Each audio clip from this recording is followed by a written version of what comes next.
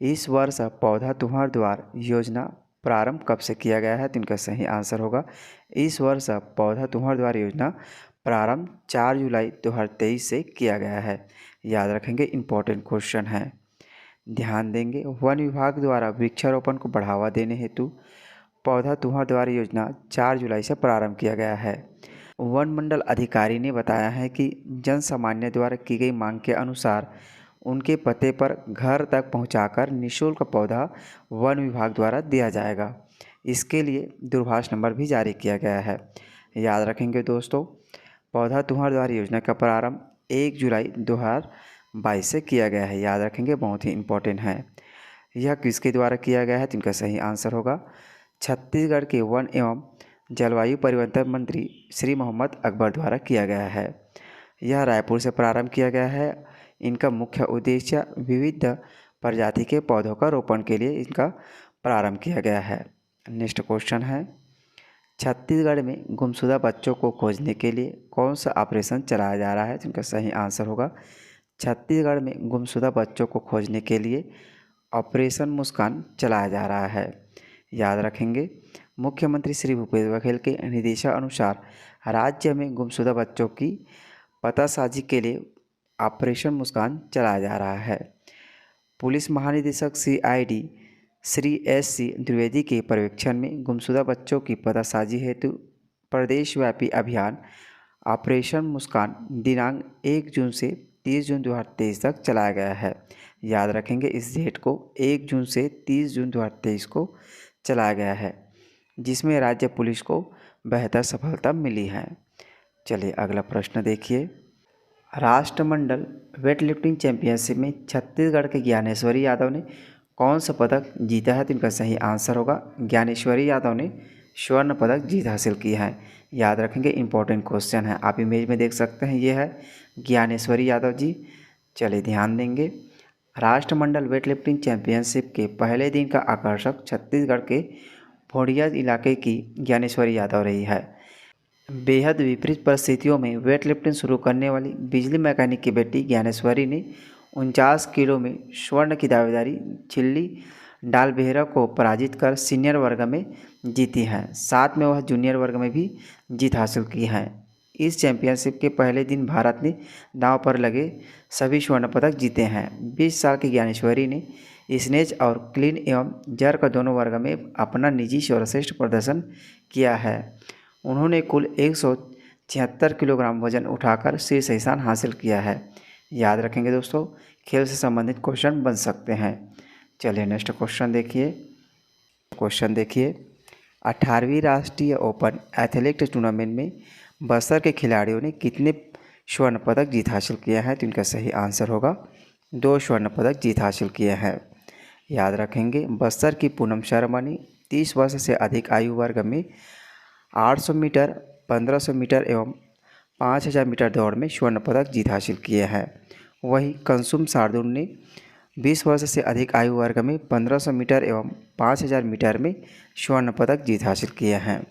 उत्तराखंड के देहरादून में 26 से 27 जून को आयोजित 18वीं राष्ट्रीय ओपन एथलेटिक टूर्नामेंट का आयोजन किया गया है। याद रखेंगे, इंपॉर्टेंट नेम है पूनम शर्मा और कंसुम सार्दुल को याद रखें क्योंकि इसने स्वर्ण पदक जीत हासिल किए हैं। यह उत्तराखंड में आयोजित किया गया है और इसका डेट को भी याद रखना है, 26 से 27 जून तक किया गया है। चलिए नेक्स्ट क्वेश्चन देखिए। छत्तीसगढ़ में कहाँ गुजरात के तर्ज पर एकता मॉल खोला जाएगा? तो इनका सही आंसर होगा छत्तीसगढ़ में रायपुर जिला में गुजरात की तर्ज पर एकता मॉल खोला जाएगा।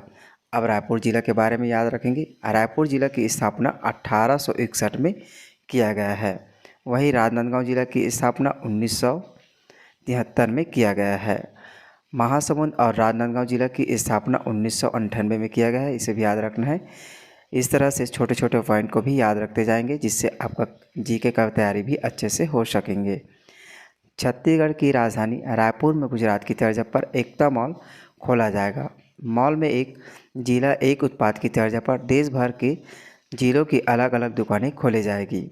इसे 250 करोड़ की लागत से 5 एकड़ में बनाया जाएगा। मॉल के खुलने से देश भर के हस्तशिल्प से जुड़ी सामग्री एक ही छत के नीचे आसानी से लोगों को मिल जाएगी। चलिए नेक्स्ट क्वेश्चन देखिए।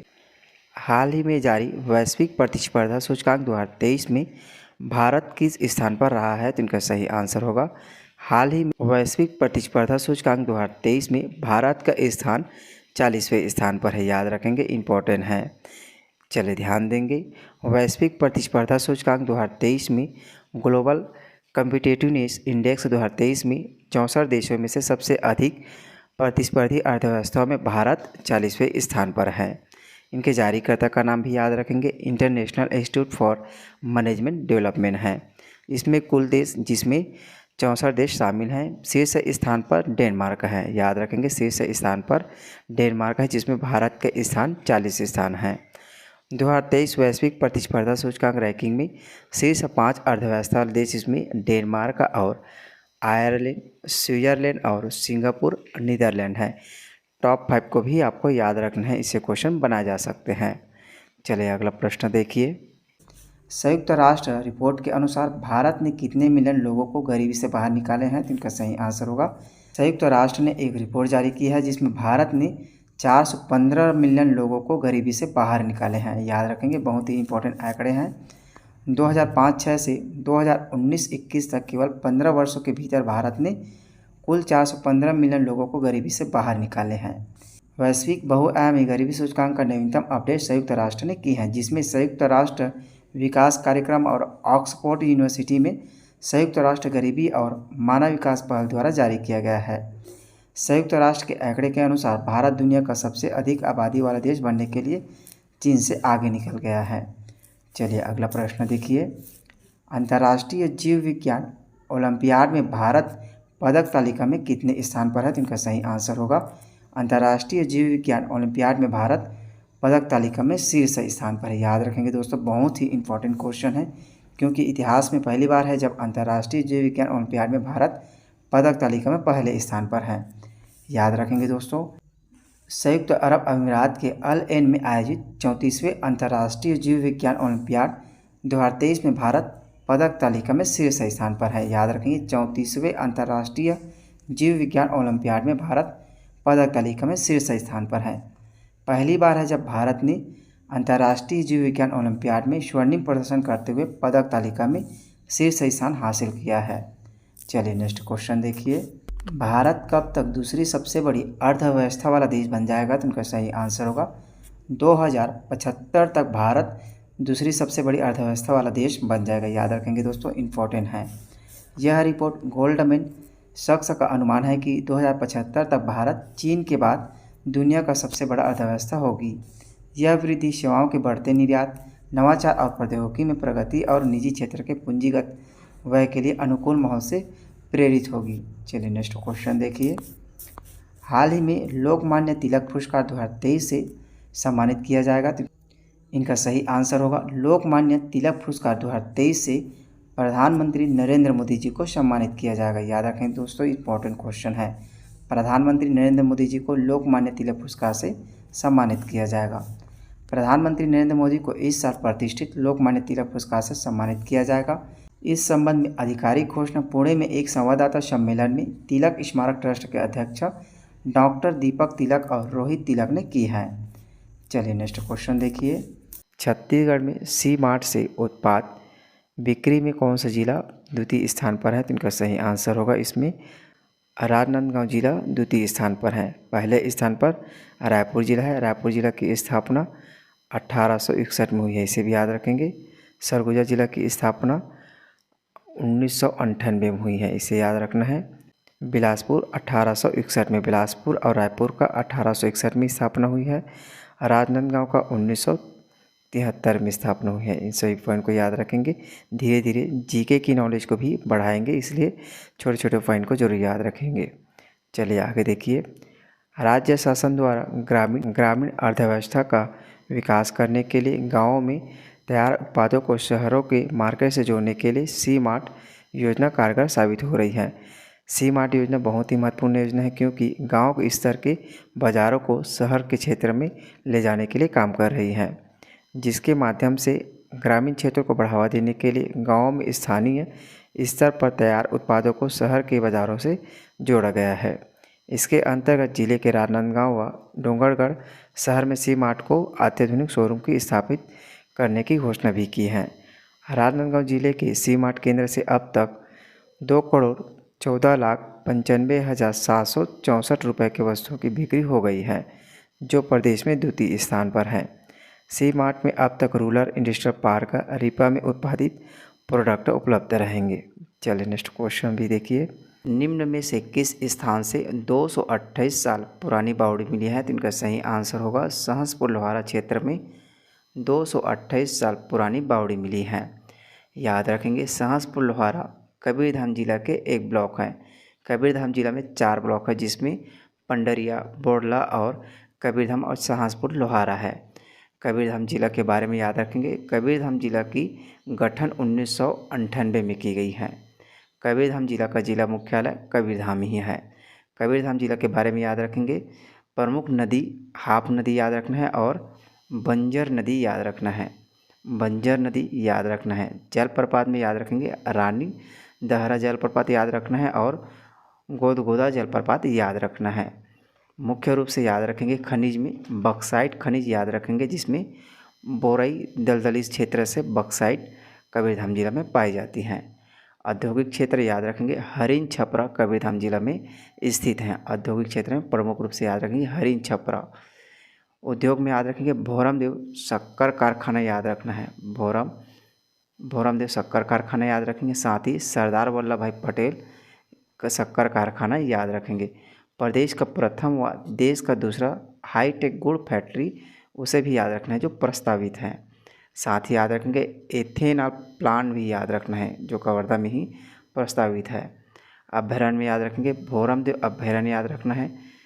163 वर्ग किलोमीटर क्षेत्र में भोरमदेव अभ्यारण्य फैला हुआ है। इनका गठन 2001 में किया गया है। चलिए इन सभी पॉइंट को याद रखेंगे। पुरातात्विक स्थल के रूप में भोरमदेव मंदिर को याद रखना है।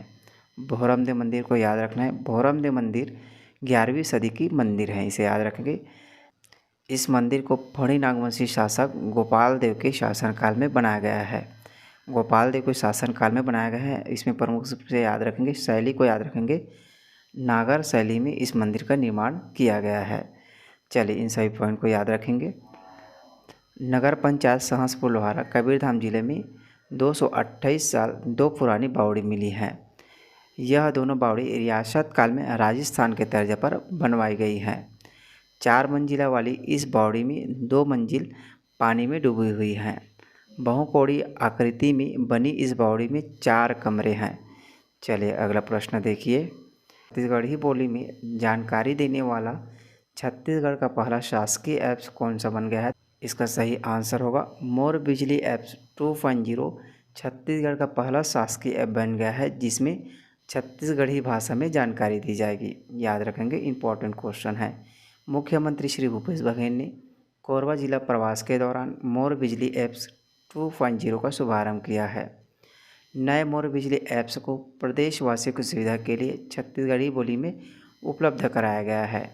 जिन उपभोक्ताओं ने छत्तीसगढ़ी बोली को एसएमएस की भाषा के रूप में चुना है, उन्हें मासिक बिजली बिल भुगतान रिमाइंडर और बिल भुगतान की जानकारी छत्तीसगढ़ी भाषा में भेजी जाएगी।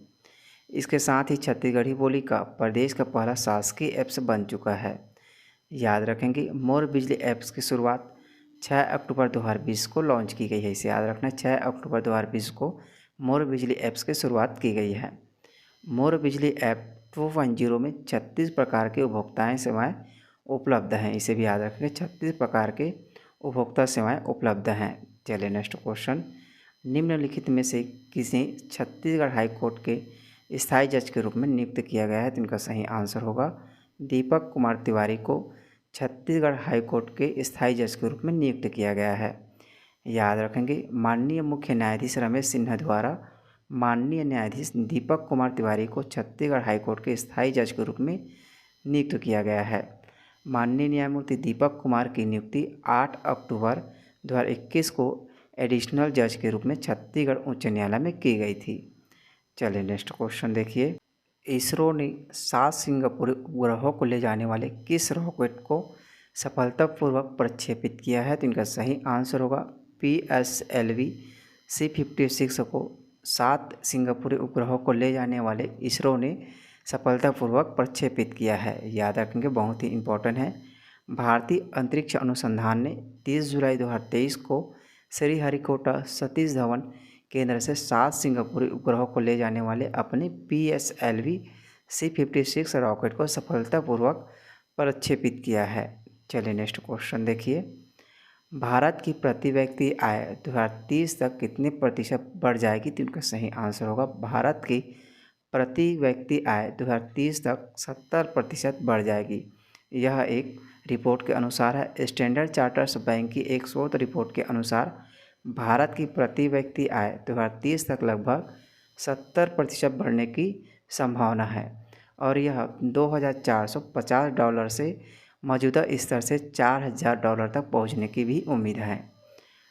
आय में वृद्धि से भारत को $6 ट्रिलियन की GDP के साथ मध्यम आय वाली अर्थव्यवस्था बनने में मदद मिलेगी। वित्तीय वर्ष 2030 तक घरेलू खपत $3.4 ट्रिलियन तक पहुंचने का अनुमान है। याद रखेंगे, 2030 तक घरेलू खपत $3.4 ट्रिलियन तक पहुंचने का उम्मीद है। चलिए नेक्स्ट क्वेश्चन देखिए। वर्ल्ड सिटीज़ कल्चर फोरम में शामिल होने वाला पहला भारतीय शहर कौन सा शहर बन गया है? तो इनका सही आंसर होगा बेंगलुरु शहर वर्ल्ड सिटीज़ कल्चर फोरम में शामिल होने वाला पहला शहर बना है। बहुत ही इंपॉर्टेंट दोस्तों, याद रखेंगे। चलिए ध्यान देंगे, Bengaluru world city culture forum का हिस्सा बनने वाला पहला भारतीय शहर बन गया है। यह शहरों का एक वैश्विक नेटवर्क है जो अनुसंधान और खुफिया जानकारी साझा करता है, भविष्य की समृद्धि में संस्कृति की भूमिका का पता लगाता है। बेंगलुरु नवीनतम जुड़ाव होने के कारण न्यूयॉर्क, लंदन, पेरिस, टोक्यो और दुबई जैसे शहरों की लिस्ट में शामिल होने के लिए तैयार है। याद रखेंगे, बहुत ही इंपॉर्टेंट क्वेश्चन है। Bengaluru world cities culture forum का हिस्सा बनने वाला पहला भारतीय शहर है। चलिए नेक्स्ट क्वेश्चन देखिए।